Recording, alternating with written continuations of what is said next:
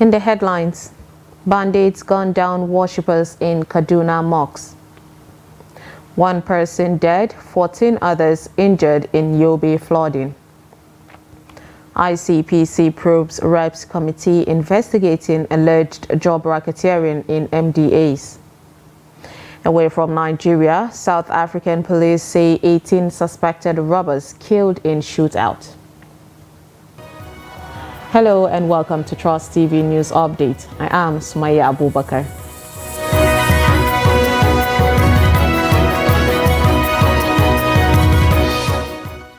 Thank you for joining us, and now the details. Suspected bandits have attacked worshippers in a mosque at Sayasaya village in Ikara local government area of Kaduna State, killing 7 people. 5 of the victims were gunned down in the mosque, while the remaining 2 other victims were killed in different locations within the area. The incident happened around 8 p.m. when the villagers were performing Isha'i, the sunset prayers, at a local mosque, according to local sources. A resident of the village, Dan Asabe, said 2 other villagers who sustained gunshot wounds were rushed to the hospital for treatment. The village head, Abdulrahman Yusuf, confirmed the incident, saying the head of the vigilante in the village was among the victims killed inside the mosque. Contacted Chief Press Secretary to Governor Obasani, Muhammad Lawal Shehu, declined comment, saying he will confirm the issue from the Ministry of Internal Security and Home Affairs. The residents of Kuchiko Resettlement Development Area, located in Buari, have raised an alarm over rising causes of kidnapping within the area. This followed the latest incident in the early hours of Saturday in the area popularly known as El Rufai Estate. The victim, Chinedu, was whisked away from his house within the estate. The victim's wife told Daily Trust that the kidnappers, who were armed forcefully, took away her husband after breaking through the fence to gain entrance into their compound. They were yet to establish contact with the family by press time. The chairman of the Kuchiko Resettlement Development Area, Maibaba Bego, who confirmed this, disclosed that the latest incident had brought to 5 the number of kidnapping cases that have occurred in the area in the last couple of months. He called for the deployment of security personnel to the area to avert further incidents. And Police Public Relations Officer of the Federal Capital Territory, Josephine Ade, could not be reached for comments. Still on security, the Chief of Army Staff, Lieutenant General Taurid Lagbaja, says he is determined to address insurgency and insecurity in the northwest region and across the country. He stated this during an operational tour in Borno State. Beatrice Kurutsi has the details.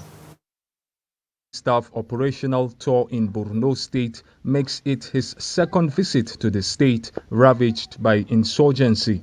The Chief of Army Staff received briefings at Maimalari Cantonment from senior officers of Operation Hatinkai on challenges and strategies to enhance security in the region.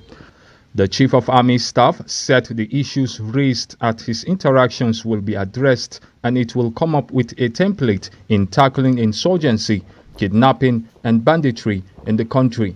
The whole essence of coming around this time is to have an opportunity to go around and physically interact with the troops, hear firsthand from them, so that the Army headquarters can take appropriate actions on the challenges confronting the formations and units in the theater in the bid to bring more stability to the people of the state. And so, from here, I'll be going around to all the sector headquarters in Damaturu and even here in the Malari Cantonment. I will hear from the troops and take necessary action to address the challenges that we have observed developing in the theater, the challenges of kidnapping of civilians on the highway and the use of IED to attack civilian vehicles, convoy traversing the roads. The Army Chief commissioned 30-unit accommodation for troops at the Maimalari Cantonment before departing for Abuja. Beatrice Kurutsi, Trust TV News, Maiduguri. The Yobe State Emergency Management Agency, SEMA, have revealed that one person lost his life while 14 others sustained varying degrees of injuries due to the flooding in Damaturu, the state capital. The executive secretary of the agency, Mohammed Goji, disclosed this on Friday via his verified Facebook page, noted that the SEMA team had carried out a rapid assessment of the disaster. Goje said findings revealed that over 200 households have been affected in Ganyankura, Malari, behind WFP Warehouse, Pompomari, Nainawa, Abari West, and Bulabulins Aleki communities. While commiserating with the victims, the humanitarian agency assured that they would receive first-line support within available resources. He enjoined communities to adhere to early warnings on relocation, drainage clearing, and all measures that will prevent adverse effects of flooding. A commercial motorcyclist has died while his two passengers sustained injuries in a road crash in Ogun State. The Ogun Police Command said the crash was recorded on Friday along the Lusada-Igbesa Road, Ado-Dota local government area of Ogun State. A truck driver identified as Moyowa Akinranti had reported the incident to the police. And according to Omolola Odutola, the police spokesperson in Ogun, Akinranti told the police that the accident occurred as he was driving his truck from Lusada inward Igbesa at Gasline. The driver had said while he was preparing to turn towards Lusada at a turning lane, he had noticed a vehicle approaching from Igbesa towards Lusada, adding that while he waited for the vehicle to pass, a reckless motorcycle rider riding on top speed from Lusada collided with the left side of his truck.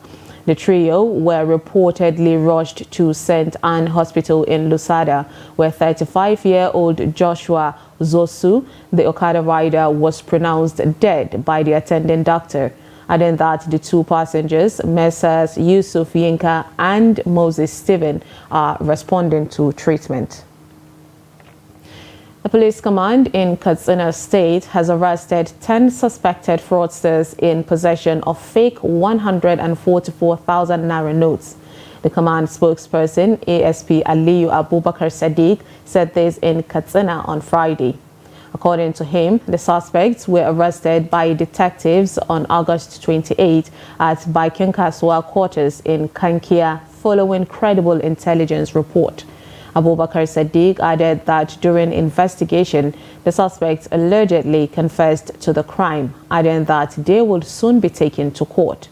One of the suspects, Bello Abubakar, 58, said he bought mercury from Kebbi at 300,000 naira, with which they meant the fake currency.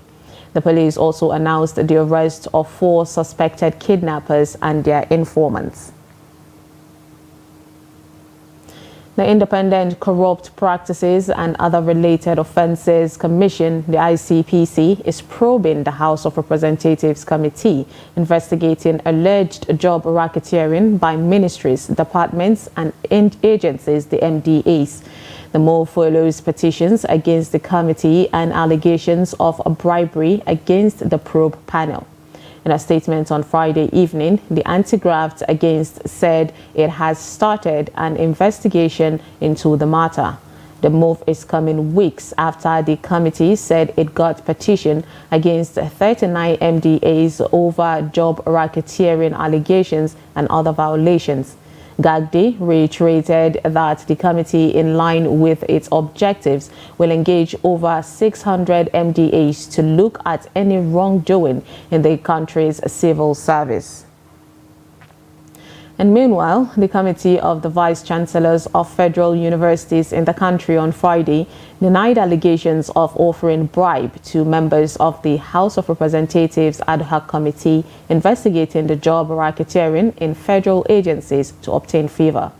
The Vice Chancellor said rather They are eagerly awaiting the conclusion of the work of the committee, as they have confidence that it will help them address the issue of manpower shortage in the universities.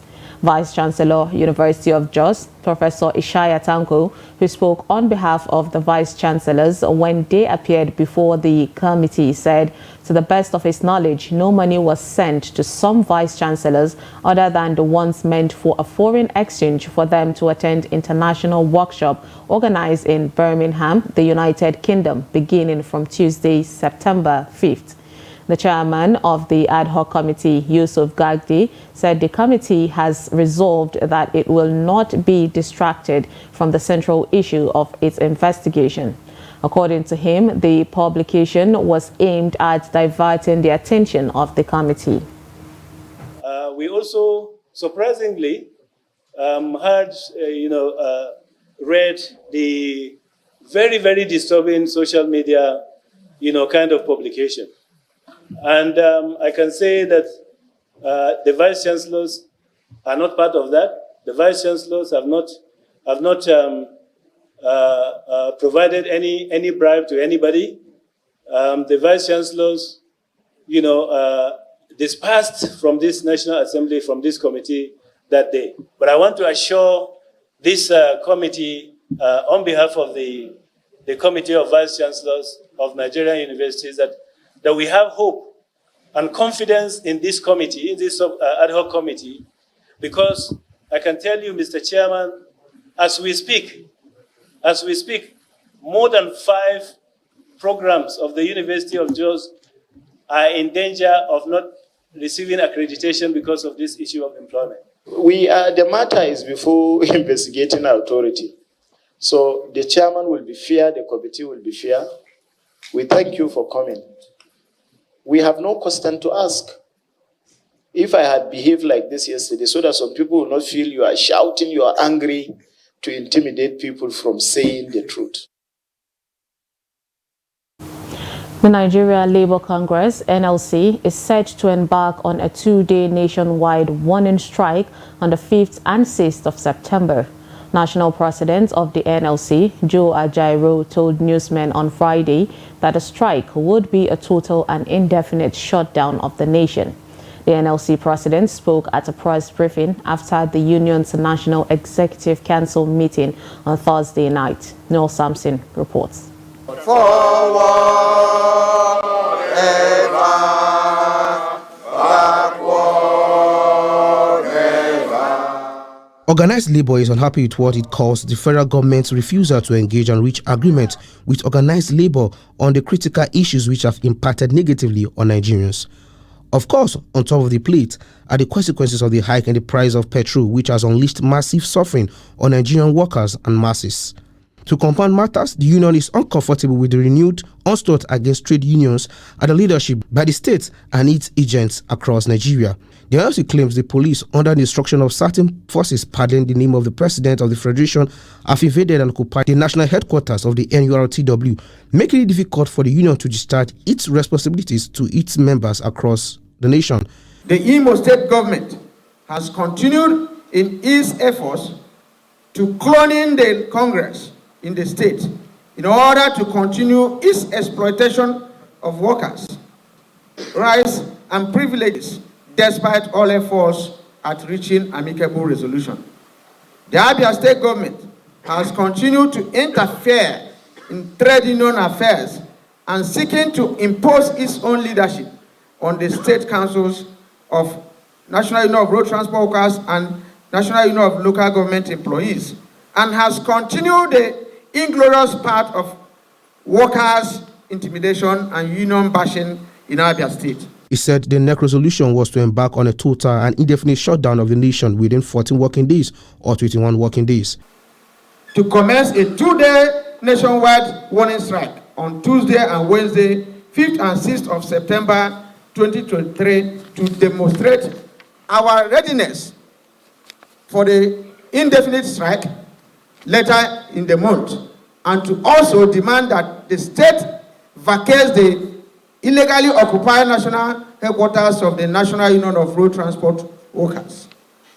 to embark on a mass protest and rally in Imo State within this month of September 2023 in preparation for a shutdown of the state to compel the state government to stop the abuse and violation of the rights and privileges of workers and trade unions in the state. The FCT minister failed to stop forthwith the attack on workers and thousands of Nigerians through the demolition of houses, which are mainly for the masses and the less privileged and the dead of the earth, that NLC will engage the minister on the streets of Abuja. Nigerians are hopeful the government and the union will come together to a roundtable and have solutions.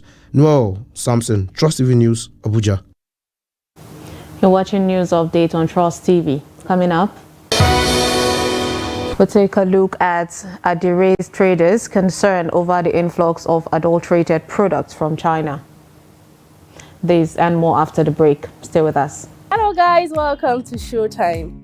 I don't even believe there's any other industry that will handle me like movie industry. Yeah. I told you I'm deep and soaked into movie industry. In secondary school, there's Fatima and Mariam Adamu, and then we sort of took the names of the characters in that cartoon. I think entertainers themselves need to wake up and smell the coffee and say, diversification is the way to go. Yes, you can sing or make great beats or act in a film, but what else can you do? I became one of the best makeup artists in Nigeria.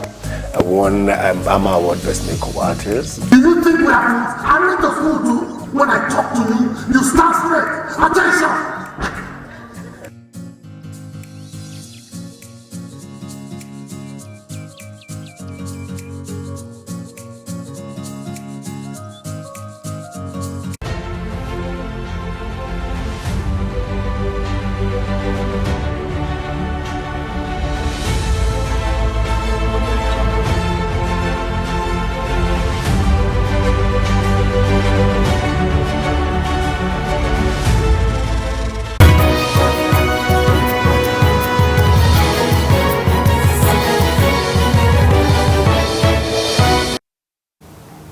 Welcome back. If you're just joining us, this is News Update on Trust TV.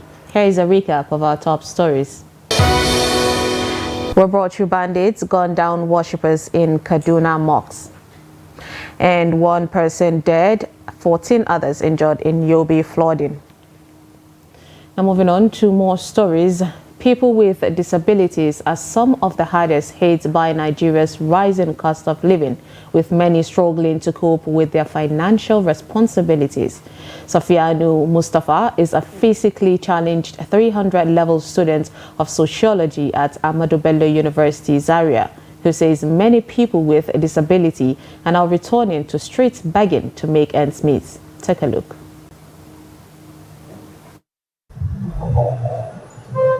The ripple effect of fuel subsidy removal affects every sector of the economy, with poor Nigerians taking the heat. Sufyan Mustafa is one of them. Mustafa said the physically challenged persons are at the receiving end of fuel subsidy removal because they are subjected to more economic hardship. Some of them do go back to street for begging, which we are fighting to eradicate in the country. We have more than 32 million disabled people in Nigeria and more than 5.5 million blind people in Nigeria, but you will be surprised to hear that only less than 2,000 blind people among these 5.5 million people that are in school, and less than 1,000 in universities. Mustafa is among the few physically challenged persons studying in the university, but he said many are helplessly leaving school now because they cannot afford the tuition fee. With regards to the increment of school fees by many universities now, you'll see that most of us are indirectly being expelled from school because they have increased school fees and nobody to sponsor most of our people. They noted lack of support from government as their biggest challenge. Anything you can do as a sighted person, I can do. For example, I'm a computer programmer. Yes, I learned 4 programming languages, HTML, CSS, JavaScript, Python, and I can be able to create whatever you can create.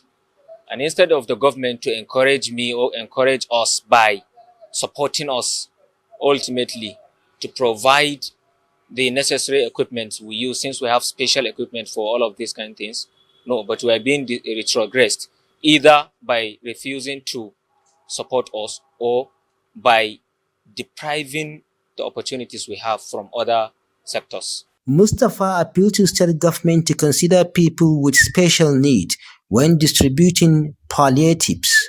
Bello Musa, Trust TV News, Kaduna. The residents of Adamawa State are longing to get the free 25 kg bag of rice being distributed by the state government as part of a palliative package. Salis Lawan reports that the government's initial plan was to sell the rice at a subsidized rate. To report.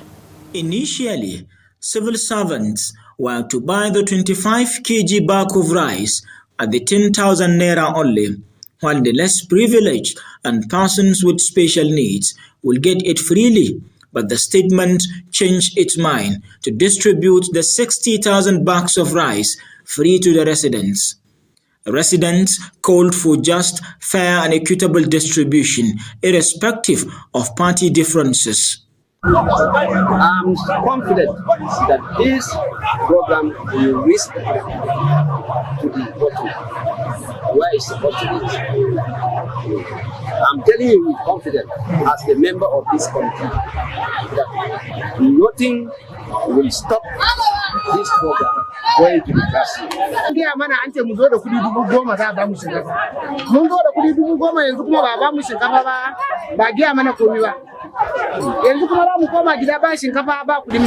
We are here since morning as asked by our political leaders at the ward level to come along with 10,000 naira for the 25 kg of rice. Today, he made it openly, clearly to the public that free for vulnerable groups. And we're part of the vulnerable groups that we're going to collect our own sooner. So they should be patient in the distribution of palliative. It will reach everybody.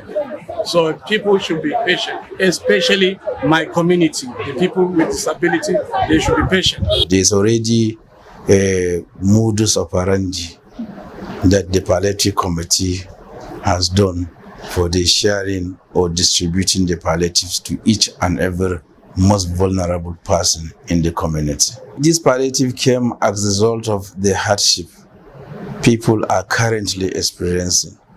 I do not think a reasonable mind who has been given his share of palliative will sell it to the market. I doubt if that can happen. And already there's a sound warning from the government and the advice from the palliative committee that people should please make judicious use of the palliatives that they may get from the government. While flagging off the distribution, Governor Ahmadu Fintri has warned that no government officials should be a beneficiary, as anyone found will be punished. Salis Lawan, Trust TV News, Yola. Traders of indigenous Adire fabrics in Ogun State are seeking the intervention of the government to end the incursion of adulterated Chinese Adire in the Nigerian market. The traders specifically called on Governor Dapo Abiodun and State House of Assembly to ban the sales of adulterated Chinese Adire in the local markets, saying this will save the culture and heritage of the state. The report. The traders made their feelings known during an advocacy walk through major streets within Abeokuta metropolis. The walk, which terminated at the palace of Alake of Egbaland, was to sensitize the people on the dangers of the invasion of adulterated fabrics. At Alake Palace, the protesters displayed the differences between locally made fabrics and the imported Chinese Adire, noting that the proliferation of the Chinese version is to the detriment of the local markets. After this invasion of the China made, these guys, ladies that are doing these fabrics, that are batik designers, that are tie and dye artists, that are into this industry, so many of them have lost their jobs. So many of them have lost their jobs. And if we should open our eyes and say we are not concerned about what is going on, if youths are losing their jobs, we all know that the society will not be at rest. The responsibility of the government to protect the populace. And I think it's the high time for the government to come to the rescue of indigenous textile and promote and protect the indigenous textile. Because it goes a long way. We are saying made in Nigeria. We are saying let Nigeria economy grow. How can Nigeria economy grow if we start having piracy of indigenous cloth? If we cannot help the SME, so then what are we talking about? We people in this industry, we are the SME, and every nation that doesn't protect the SME is going to have economy back down. So we are still appealing to government. They should step in. We need raw materials. While expressing hope that the issue will be properly handled, they said it has led to loss of job for small and medium-scale entrepreneurs in the state. Away from Nigeria, the police in South Africa say officers have killed 18 suspected robbers during a shootout in Limpopo province.